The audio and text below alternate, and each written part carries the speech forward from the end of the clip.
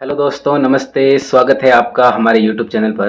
दोस्तों, हम पढ़ रहे थे द्वितीय अफ़गान राज्य के बारे में, जिसकी स्थापना की थी शेर शाह सूरी ने 1540 में। और हुमायूं को जो है राज्य से खदेड़ दिया था अपने भारत में, जो हुमायूं ने राज्य की स्थापना की थी। शेर शाह सूरी ने जो है यहाँ पर 5 साल शासन किया था, 1540 से 1545 तक। और इसी 5 सालों में जो है उसने इस अफगान साम्राज्य को जो है उन्नति की तरफ लेके गया। और उसके बाद में इसके जो उत्तराधिकारी आए बाद में, इस्लाम शाह वगैरह, और इन उत्तराधिकारियों के मध्य जो संघर्ष हुआ, इन्हीं की वजह से जो है द्वितीय अफगान साम्राज्य का पतन हुआ था। पिछली क्लास में हम इस्लाम शाह के बारे में अध्ययन कर चुके थे और इसी को आगे कंटिन्यू रखेंगे, और साथ ही ये भी अध्ययन करेंगे कि इस द्वितीय अफगान साम्राज्य का जो पतन हुआ है, इसके प्रमुख कारण कौन से थे। इन कारणों को भी देखने वाले हैं। और इसका जो प्रमुख कारण है वो यही है कि इनके जो उत्तराधिकारियों के मध्य संघर्ष हुआ था, यही कारण बना था। और इसी को देखते हुए जो है हुमायूं भारत में पुणे आ गया था। और हुमायूं ने जो है फाइनल रूप से यहाँ पर 2 युद्ध लड़े, मच्छीवाड़ा और सरहिंद के युद्ध। इन युद्धों में जो है पुणे अफगानों को पराजित किया और भारत में 1555 में जो है मुगल वंश की वापस जो है पुनर्स्थापना की थी। आज हम जो ये देखने वाले हैं कि द्वितीय अफगान साम्राज्य का जो है पतन वो किस प्रकार हुआ, इसको देखने वाले हैं। हमने ये देख ही लिया था कि शेर शाह के जो उत्तराधिकारी थे उसमें से इस्लाम शाह के बारे में हमने पढ़ा था। शेर शाह सूरी ने जो है यहाँ पर हमने ये भी देखा था कि उसने अपनी मृत्यु से पूर्व जो है आदिल खां को अपना उत्तराधिकारी मनोनीत किया था। लेकिन जैसे ही शेर शाह की मृत्यु हुई थी, आदिल खां यहाँ पास में था नहीं, वो रणथंभौर में था। जो पास में इसका पुत्र था वो दूसरा पुत्र जलाल खां था। इस कारण जो अमीर थे, आपके अफगान अमीर, अफगान जो सरदार थे, उन्होंने जो पास में पुत्र था कालिंजर में ही जलाल खां, इसका जो है यहाँ राज्याभिषेक कर दिया था, इसको जो है राजा बना दिया। इस कारण जो है अफगान जितने भी थे वो 2 गुटों में बंट गए। एक आपके आदिल खां की तरफ चले गए, आधे जलाल खां की तरफ चले गए। इस प्रकार ये जो है आपस में ही जो है विद्रोह करने लग गए। आपस में ही जो उत्तराधिकार के मामले में दोनों में ही क्या हुआ, संघर्ष हुआ। यहाँ इस्लाम शाह तो ठीक ठाक इसने शासन किया था 1553 तक। इस्लाम शाह के बारे में हमने और भी देखा था। इसके समय आदिल खान का विद्रोह भी हुआ था और अन्य अमीरों ने भी जो है विद्रोह किया था, उसका भी इसने दमन किया। ये तो ठीक ठाक शासक था इस्लाम शाह। और नियाजियों का भी विद्रोह हुआ था। और नियाजी विद्रोह का जो प्रमुख था उसके बारे में भी जो है हमने देखा था कि हैबत खां नियाजी ने जो है यहाँ पर विद्रोह किया था।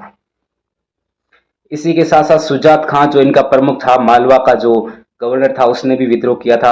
लेकिन मालवा इसको जो है वापस मिल गया था, क्योंकि इसने जो है इस्लाम शाह की जो है अधीनता वापस स्वीकार कर ली थी। इस कारण इसको तो मालवा मिल गया था।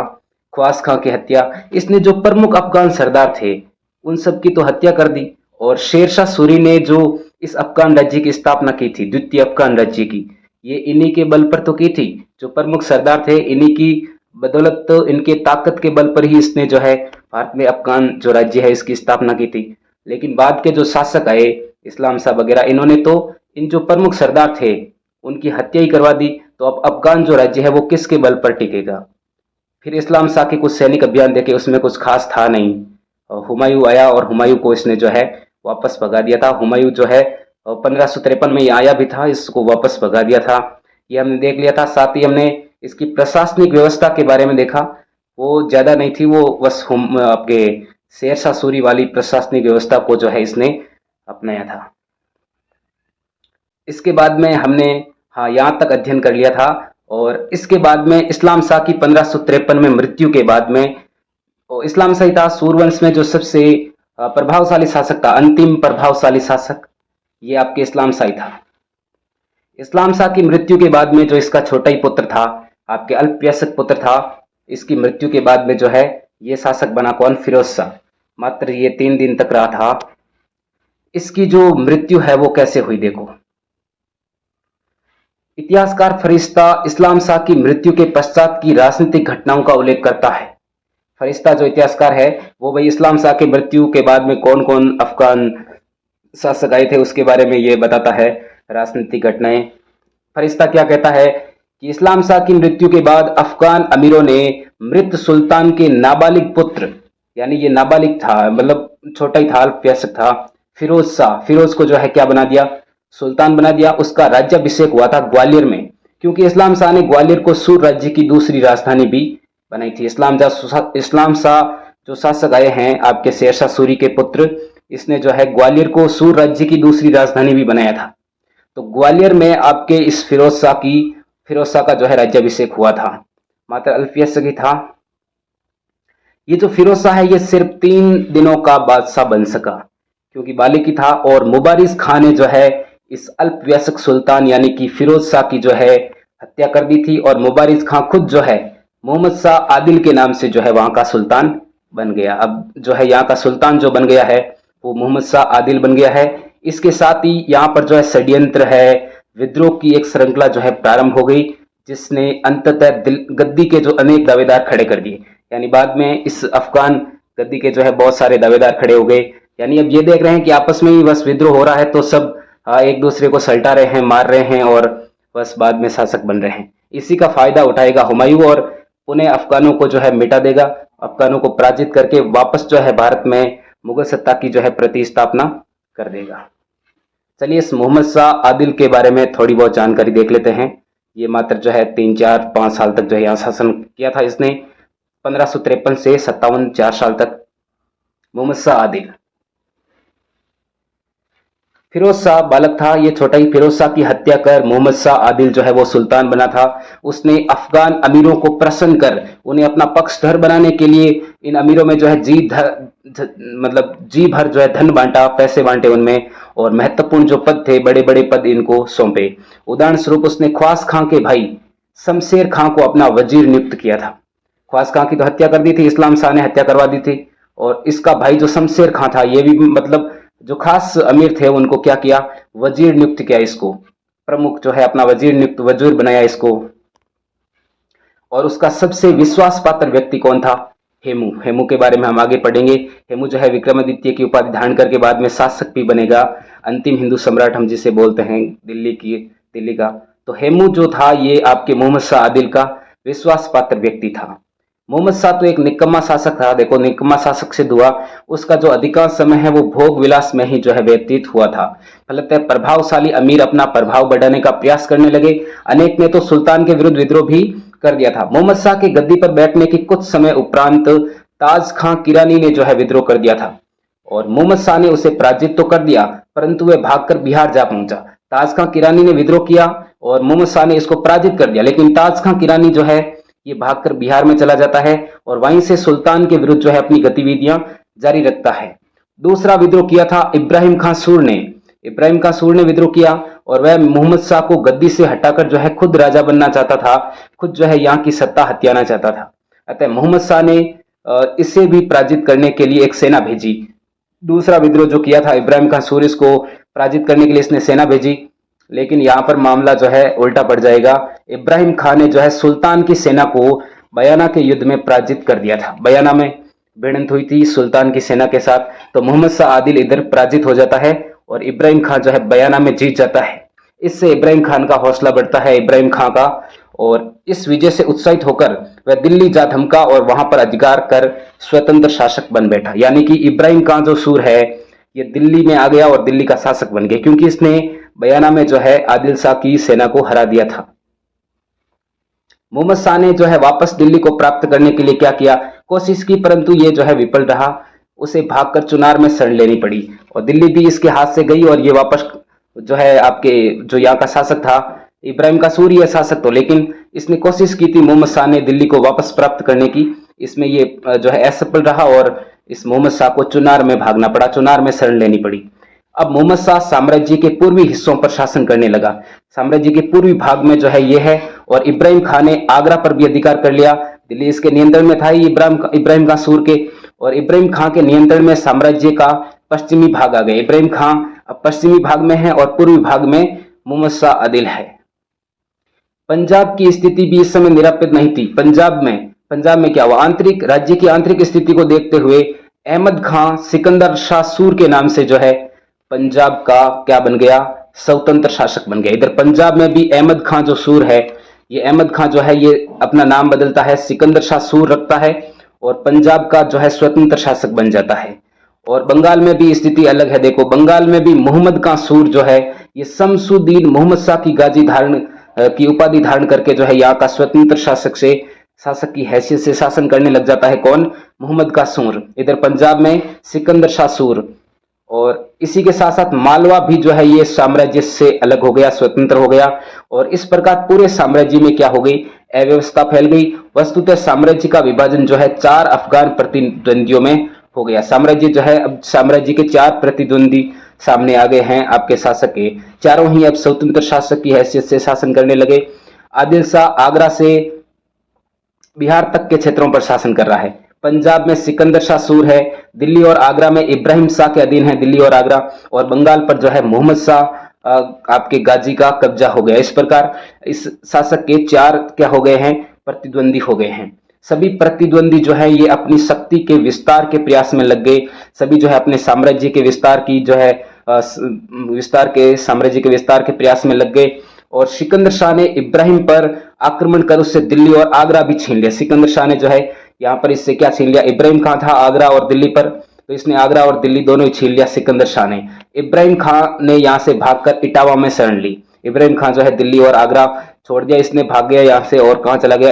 इटावा में चल गया। इस प्रकार इनके जो उत्तराधिकारी थे शेरशाह के, ये आपस में जो है लड़कर जो है, अब ऐसे देख लो विद्रोह हो रहा है तो अब संभव है, अब तो जाना ही है, ये राज्य हाथ से जाने वाला है। हुमायूं जो है इस पर नजर रख रहा था।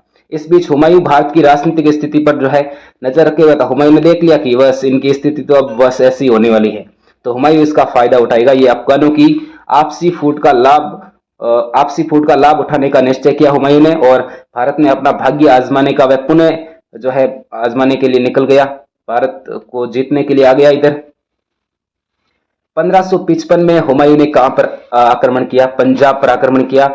और अफगान जो है हुमायूं का मार्ग नहीं रोक सके। हुमायूं आसानी से लाहौर पर अधिकार कर बैठा।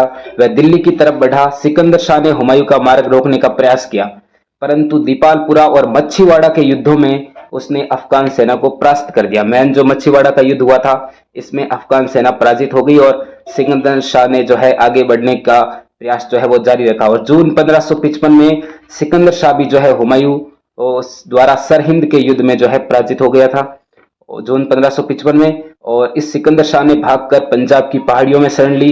दिल्ली आगरा से अफगानों की अब सत्ता जो है वो समाप्त हो गई। हुमायूं ने पुनः भारत में मुगल वंश की जो है स्थापना कर दी थी। उधर आदिल शाह और इब्राहिम शाह आपस में ही लड़ते रहे, इधर मुगलों ने आपस में ये जो सत्ता है वो हत्या ली।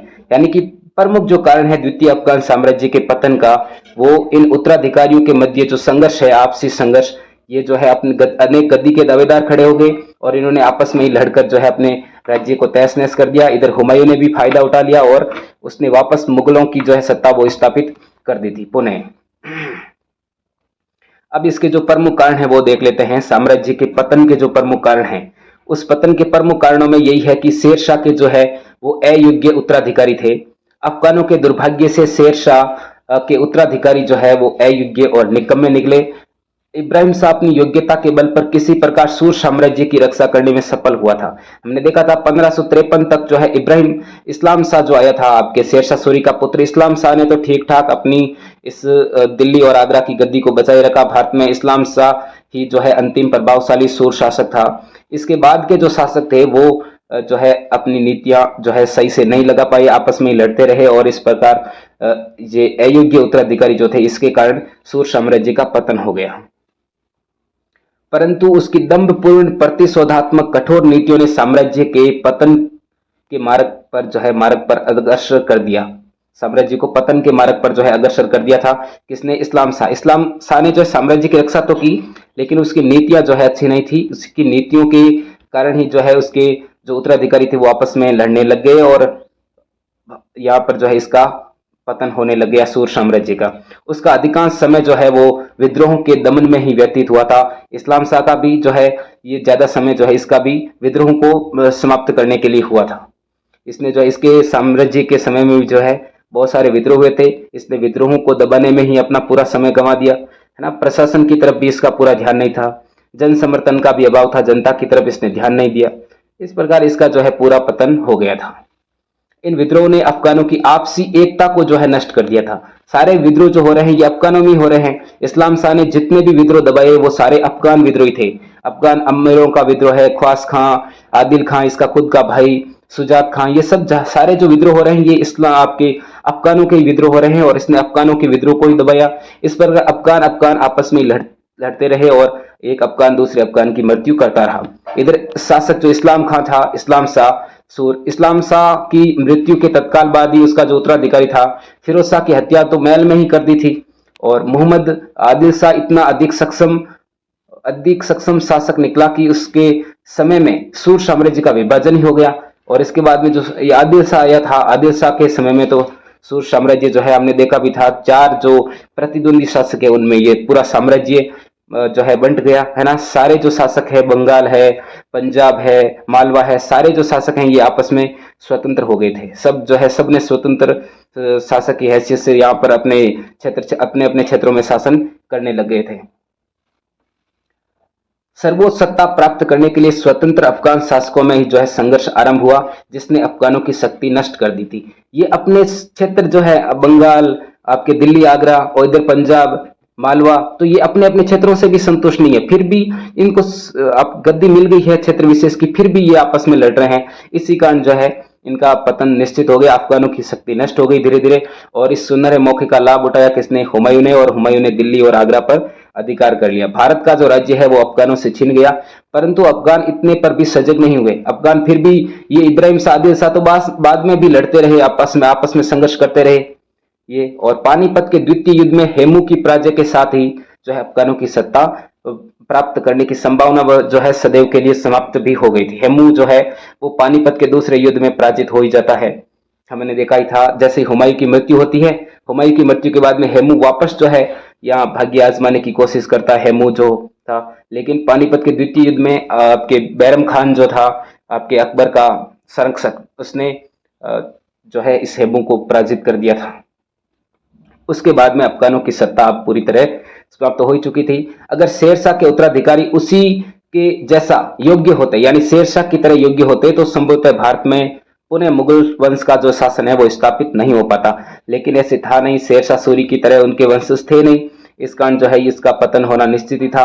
और ये भी हमने देख लिया कि अफगानों का जो आपसी संघर्ष था, हमने देखा ही है, ये आपस में लड़ते रहे थे इस उत्तराधिकारी वगैरह। ये अफगानों का आपसी संघर्ष ही जो है ये शेरशाह का जो द्वितीय अफगान राज्य की स्थापना की थी शेरशाह ने, उसका पतन हो गया आपसी संघर्ष के कारण अफगानों की। शेरशाह की मृत्यु के साथ ही अफगानों में सत्ता के लिए संघर्ष आरंभ हो गया था। उत्तराधिकार के नियम निश्चित नहीं होने के कारण अफगान अमीरों की जो है वो बन आई, और इन अमीरों ने शेरशाह द्वारा निर्धारित आदिल खां को गद्दी न सौंप कर किसको सौंप दी? उसके भाई जलाल खां को गद्दी सौंपी। फलतः प्रत्येक अफगान अमीर जो है वो अपना अपना पक्ष मजबूत करने में व्यस्त हो गया। इस प्रक्रिया ने लगातार विद्रोहों को बढ़ावा दिया, जिसका अंतिम परिणाम साम्राज्य के विभाजन और पतन में परिणित हो गया। अफगान अमीर अपने दंभ और अहंकार में वस्तु स्थिति को भूल गए।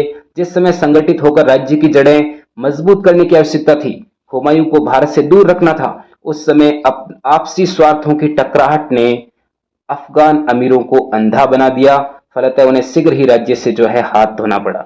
इस सत्ता संघर्ष का एक दुष्परिणाम यह भी निकला कि अनेक योग्य अफगान सरदार इस्लाम शाह और आदिल शाह द्वारा मार डाले गए। इससे अफगानों में योग्य और वीर व्यक्ति जो थे उनकी कमी हो गई।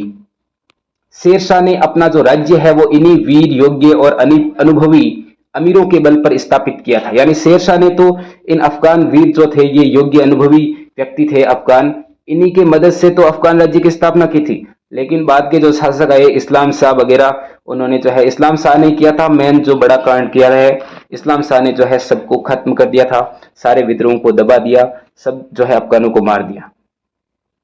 तो अब अफगानों में कोई इतना योग्य जो है बचा ही नहीं, और तो अफगानों की अब सुरक्षा कौन करेगा?